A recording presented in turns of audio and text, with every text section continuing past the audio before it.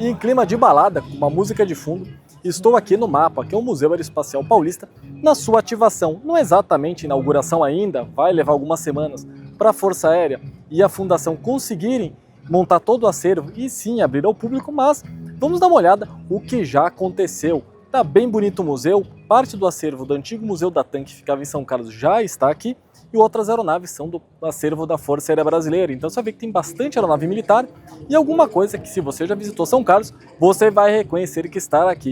Então vamos fazer uma volta juntos e acompanhar a cerimônia de inauguração. Andando pelo espaço, fica claro que o mapa não começa pequeno. O que chama atenção é o acervo. Em poucos metros aparecem aeronaves que normalmente estariam separadas por países, guerras, doutrinas militares e décadas de evolução tecnológica. Do acervo do Museu da TAM já estão aqui o Supermarine Spitfire, o 1F-4 o Corsair, o Messerschmitt Bf-109 e o P-47 Thunderbolt. Também já chegaram os jatos como o MiG-15 e o MiG-17, além de outras aeronaves da aviação geral que ajudam a contar diferentes fases da aviação militar e civil. É o tipo de acervo que, por si só, já sustenta uma visita. Se não está convencido ainda, inclua o C-130 Hércules Buffalo e o helicóptero russo recém-aposentado na Força Aérea, o Mi-35.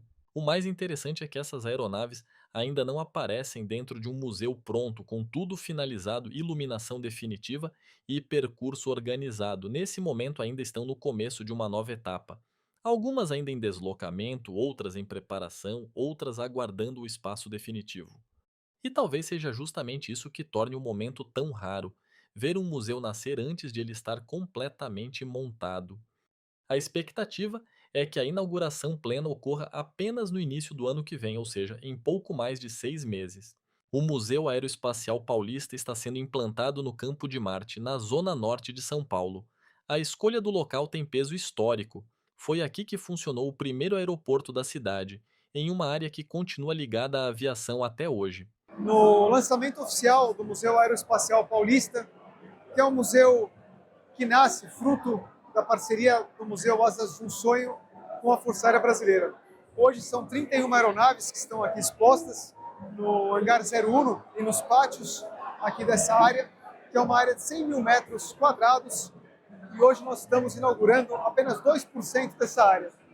Então, isso mostra a grandeza desse projeto, que vai colocar o MAPA como um dos 5 maiores museus do mundo, em termos de espaço e em termos de acervo, porque nós estamos falando também de 100 aeronaves. Então, claro, para mim é motivo de muita satisfação, de realização pessoal, e fico muito feliz também, em nome do meu pai, o comandante Chorinha Adolfo Amaro, e do nome do meu tio também, o comandante João Francisco Amaro, que conceberam esse projeto juntos e que hoje parte desse sonho, parte importante desse sonho, está sendo levada para as próximas gerações. Ao todo, serão 10 hangares com exposições permanentes e temporárias. O mais importante deles será esse, o Hangar 5, onde ficarão algumas das aeronaves mais raras e valiosas do acervo. Já os aviões de maior porte serão exibidos na área externa, em um espaço que o próprio museu batizou de Safari. Aqui ficará parte importante do acervo do Museu Asas de um Sonho, junto com aeronaves vindas da Reserva Técnica do Musal, o Museu Aeroespacial da Força Aérea Brasileira, instalado no Rio de Janeiro. Para matar a curiosidade, vale conhecer alguns dos aviões que já chegaram ao campo de Marte e foram incluídos nesta mostra temporária. Já que vamos falar de museu, que tal uma voz digna de história? Com vocês, Dalin. Começando pelo Rear Wing 9000, ele Sportster, que é um desses aviões que ajudam a contar a fase mais romântica da aviação civil americana. Criado pela Rear Wing Airplanes na década de 1930, ele era um avião biplace, econômico e voltado ao uso privado, em uma época em que voar começava a deixar de ser apenas uma atividade militar ou experimental para se tornar também uma forma de transporte e lazer. O exemplar exibido no mapa foi fabricado em 1937. É uma aeronave pequena, com 6 metros e 78 centímetros de comprimento, 10 metros e 67 centímetros de envergadura e peso vazio de apenas 376 quilos. A configuração é para 2 ocupantes em tandem, ou seja, sentados um atrás do outro.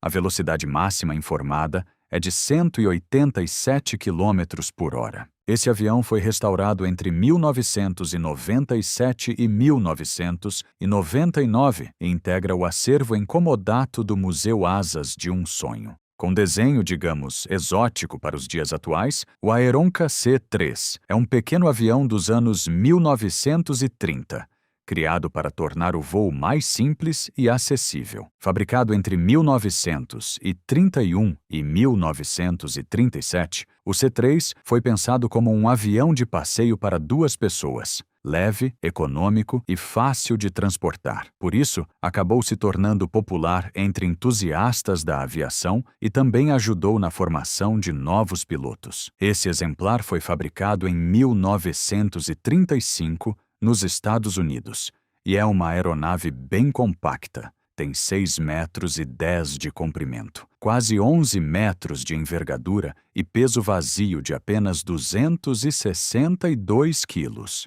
O Vultee BT-13A Valiant foi um dos principais aviões de treinamento básico usados pelos Estados Unidos durante a Segunda Guerra Mundial. Depois da fase inicial de treinamento em aeronaves mais simples, os então modernos BT-13 eram o passo seguinte, com instrução avançada dos futuros pilotos militares que começavam a lidar com um avião mais pesado, mais potente e mais próximo da realidade operacional que encontrariam adiante. Sim, ele lembra o T-6. O motivo é que a Vultee perdeu a competição do Exército dos Estados Unidos para o North American T-6.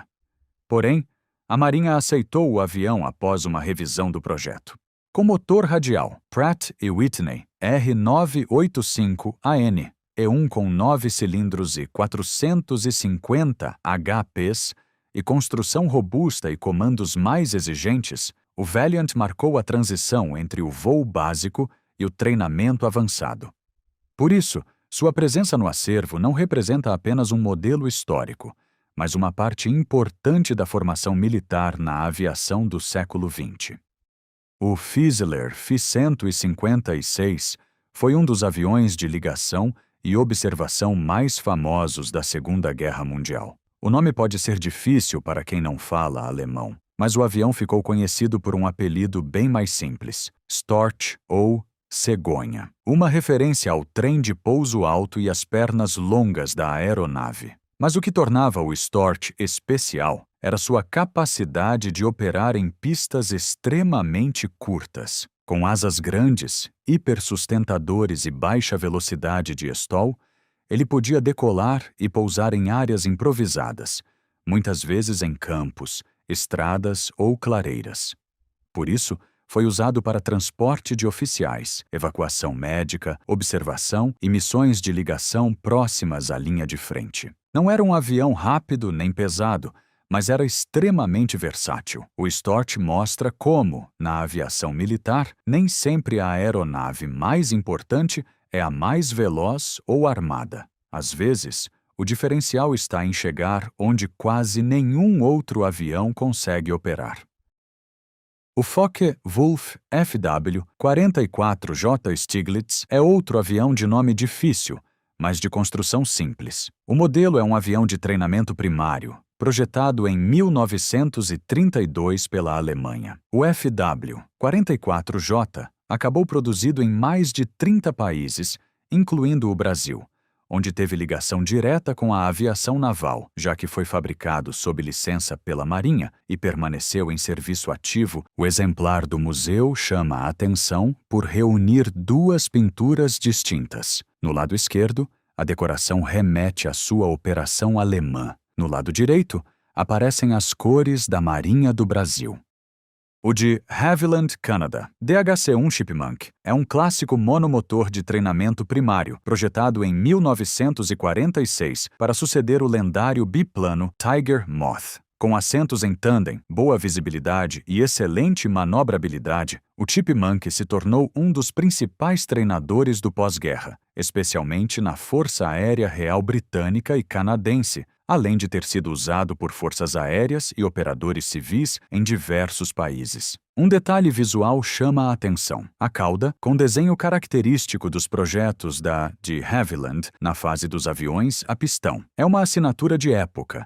O Globe GC, um Swift, é um clássico avião leve americana do pós-guerra, criado para o mercado civil em um momento de grande otimismo com a aviação privada. Com trem de pouso retrátil, construção metálica e linhas elegantes, o Swift tem um visual mais esportivo do que muitos aviões leves da época. Chama a atenção pela grade do motor. O desempenho e o acabamento também estão acima da média para a época e segue valorizado por colecionadores.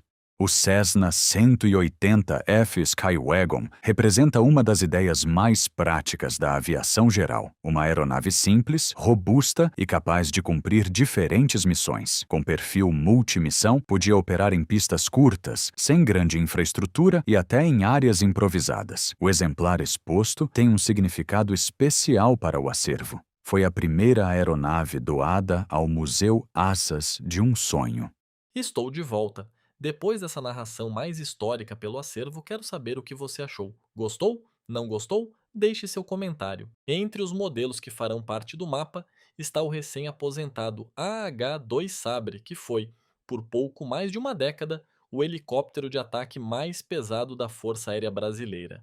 Mas teve uma carreira relativamente curta no Brasil. Os custos elevados de operação, a dificuldade de suporte pós-venda e os desafios logísticos pesaram na decisão de retirar a frota de serviço. Agora, um dos exemplares deve ser preservado no acervo do museu.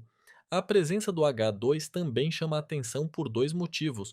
Foi o único modelo de origem russa operado pelas Forças Armadas Brasileiras e será uma das aeronaves mais novas do acervo. O que foi aberto agora é só o começo.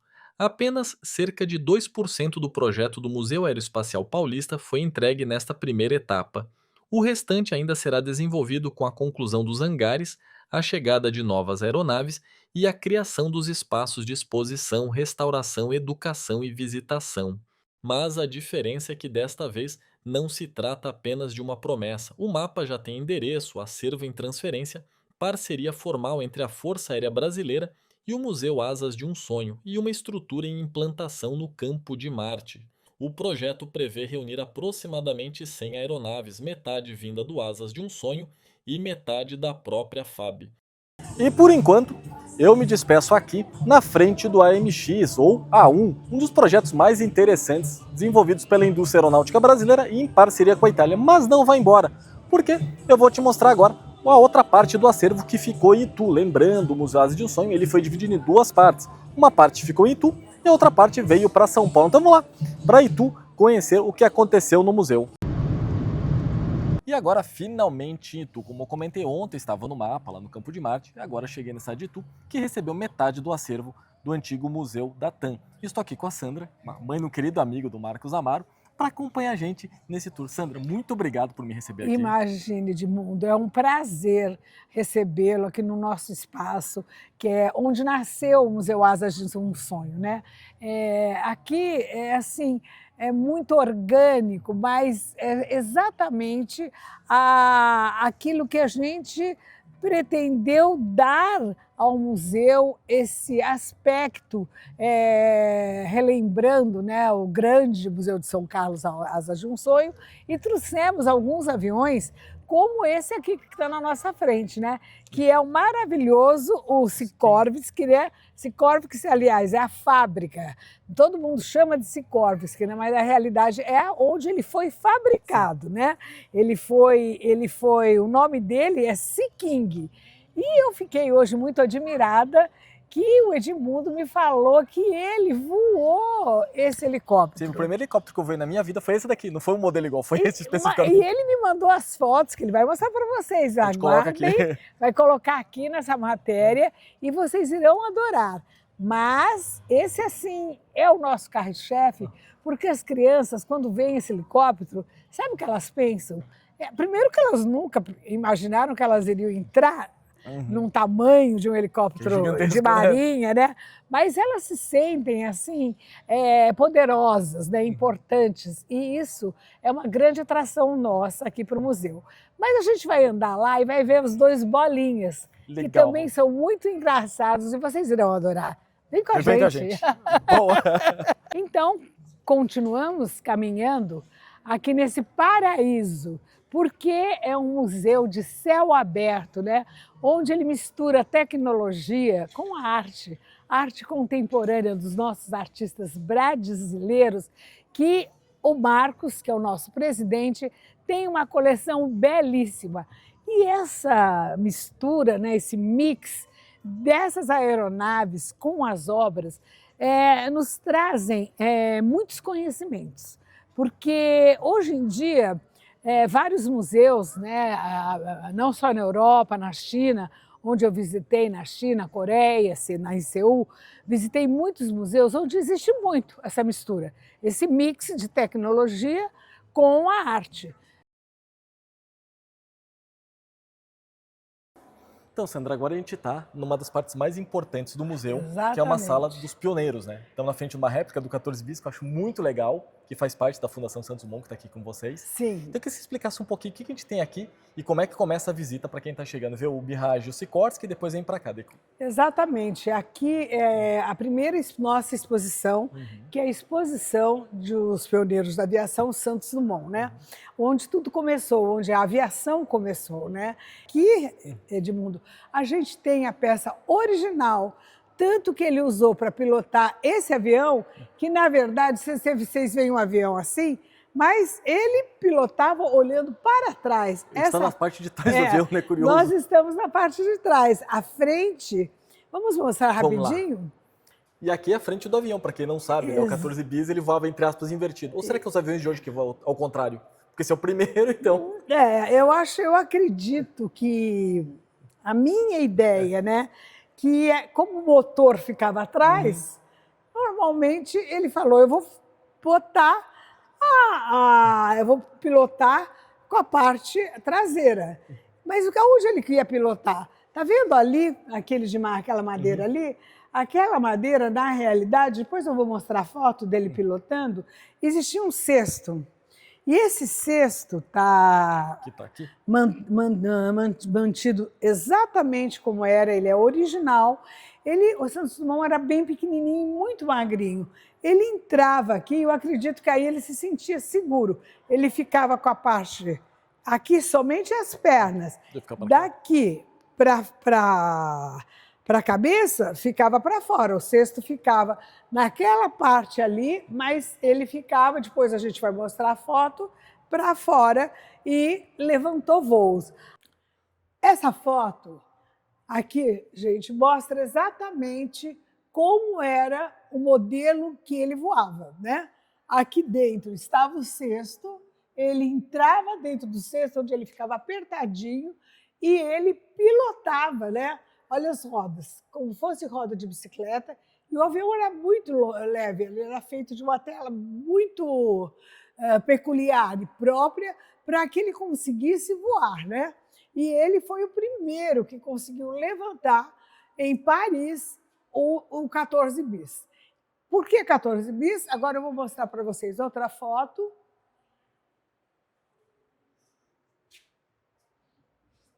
Onde tem o avião e o balão totalmente feito de seda, e também olha como ele foi construído, olha aqui como ele fica, é muito, como eu falei para vocês, aqui é o cestinho, estava novinho, né? E ali está o cesto já com poucas, quebrado um pouquinho, mas está vendo que ele ficava da cintura para cima para poder olhar e fazer a sua navegação. E aqui está o balão, que foi feito todo em seda fura, e vocês vindo aqui, vocês vão poder entender tudo, porque diz aqui como foi o primeiro voo. Olha, inicialmente o 14 bis apresentava trem de pouso com 3 rodas simples, rodas de bicicleta, e distante entre elas apenas 70 centímetros. Depois, Santos Dumont retirou a roda traseira. Então, ele tinha 2 rodas na frente e uma roda atrás. No começo, ele usava as 3 rodas. Mais tarde ele retirou. E assim foi aprimorando, né? E aqui tem todas as histórias. É muito interessante você vir aqui para conseguir. Aqui tem a personalidade histórica de Alberto Santos Dumont, 20 de julho de 1873, Guarujá, 23 de julho de 1923, atuou como aeronauta esportista, ambientalista, autodidata e inventor brasileiro, inscrito no Livro dos Heróis da Pátria. Bom, Sandra, a gente está numa hora aqui de obra, eu queria que você explicasse onde a gente está agora e qual a importância dessa área aqui para o museu agora. Essa fase já está quase terminando a restauração, um projeto, um edital que nós ganhamos da Secretaria de Cultura do Estado de São Paulo. E é exatamente nesse espaço de 4.500 metros aonde vai ser construído, né, e feito o Museu Asas de um Sonho e também o Fama Museu, onde aí sim nós vamos misturar. Vão vir mais aviões para lá de São Carlos aqui para a gente, como também vamos colocar as obras contemporâneas, não só do artista Marcos Amaro, como também dos outros artistas, onde o Marcos tem uma coleção assim vastíssima, que tenho certeza que não só aqui, como Mapa, será um dos maiores museus do mundo. Sim. Lembrando, a gente está numa fábrica de tecelagem e você também tem uma cultura, você também é estilista, né? Sim, Até isso combinou, exatamente. Né? Uma coincidência. Quando o Marcos entrou aqui para comprar, ele desde pequenininho, ele ficava, eu costurando, porque eu sou estilista, e tinha empreendedora e tinha uma confecção em São Paulo. Ele sempre ficava do meu lado vendo eu trabalhar. E quando ele chegou aqui, ele se encantou de poder trabalhar com a arte, fazendo as esculturas dos aviões, e foi aí que ele resolveu juntar e formar essa brasilidade, né? A formar a arte com os aviões. Muito curioso, muito legal. Vamos ver o resto lá, que tem uma parte Vamos, muito interessante. tem muitas que me prometeu. coisas. Vamos, gente, porque vocês irão amar.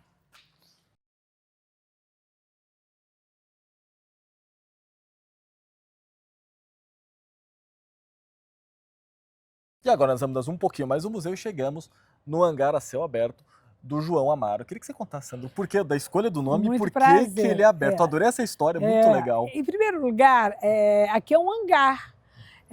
Eu construí esse hangar para os aviões que iriam chegar, porque o museu já está esgotado de locações, de as reservas, as salas de exposições, e teria que arrumar um lugar para dar o habitat das nossas novas aeronaves. Aí eu pensei, eu quero fazer homenagem ao comandante João Francisco Amaro. Aí o que eu fiz? Eu dei a placa, Hangar Comandante João Francisco Amaro, Museu Asas de um Sonho. Aí o João me falou assim, Sandrinha, mas hangar aberto? Eu respondi, sim, eu fiz esse hangar aberto porque todos os hangares, vocês podem perceber que são fechados, né? Com aquele tipo telha sanduíche, estruturas metálicas. Eu não. Sabe por que eu fiz aberto? Porque o comandante Rolim, quando ele quer ver o hangar com os aviões, ele olha para o seu hangar, João, que é um hangar de céu aberto, onde ele pode olhar à vontade. E essa história do hangar João Francisco Amaro, que habita 3 lindos aviões. Chegar aqui, Sandra. A gente está em Itu, mas nós estamos em Itu, pela Castelo Branco. Castelo Branco. Em 1 hora, quando não tem trânsito, né? São Paulo para São Paulo, porque em São Paulo está uma dificuldade, não é a estrada Castelo Branco, mas é justamente a Avenida Nações Unidas, marginais, que andam bem nervosinhas, né? Exato. Então, mas pela Castelo Branco, são 74, 84 quilômetros, pega Castelo Branco até o quilômetro 78, já entra na entrada de Itu, aí anda mais 15 quilômetros e logo tem as saídas, né? Que vai dar direto em Itu e chega na boca do museu. Padre Bartolomeu Tadei, 09, Itu. Vou colocar aqui embaixo o endereço, até o Isso. GPS para você já colocar direto no Waze Isso, para vir para cá. oba! Nossa, Sandra, muito obrigado pelo tour, adorei o nosso passeio. Gostou? Muito Não, legal. Foi um prazer, Edmundo. E parabéns Gostei, pelo gostei de projeto. você, um homem com uma sensibilidade incrível e que trata a aviação, em primeiro lugar, como uma revista number one, né? Muito obrigado. Claro que todo mundo sabe, inclusive o meu filho, a companhia dele é cliente, onde ele coloca os aviões que são realmente mais seguros em linhas de aviação privada, realmente na... Sabe que uma das capas foi da Eu Amaro, né? vi- Com os dois eu aviões vi na esse, capa. quando eu fui agora lá Ficou muito no legal. Catarinas, eu achei maravilhosa aquela capa. Ficou Parabéns. muito... E obrigado. Então, É um tchau, um abraço prazer. e obrigado mesmo. Muito obrigada. Foi um prazer receber você aqui. Muito obrigado. E se inscreva no canal, deixe os comentários aqui embaixo e vem conhecer tanto o mapa em São Paulo quanto aqui o Museu de um Sonho em Itu. Vem pro Fama. Até mais. Tchau, tchau. Tchau, tchau.